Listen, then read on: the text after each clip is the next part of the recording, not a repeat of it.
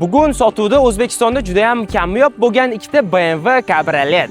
Birinchisi BMW M4 Competition. Buni yili 2023 va 13000 km masofani bosib o'tgan. Bunaqa karbonli BMW M4 ko'rmaganman. Mashinani 80% karbondan, ya'ni kapoti, oldi bamferi, oldi reshotkalari, yon krelolari, eshiklari, hattoki orqa bamferlari ham klassik karbondan. Mashinaning saloniga olovrang va qora koja ishlatilgan. Plus buni juda ham ko'p joyi klassik karbondan. Hattoki o'rindiqlar ham ko'sh, ya'ni u ham karbondan. Ikkinchisi BMW M8 Competition. Buni yili 2025 va 3500 km masofani bosib o'tgan. Lekin bu BMWning 80% joyi klassik karbondan bo'lmasa ham, lekin juda ham ko'p joyga karbon elementlari ishlatilgan va bunga sizlar alohida baho berib ketinglar. 21 dyumli Rohana karbonoviy diskalar qo'yilgan va bu mashinaga juda ham yarashib turibdi.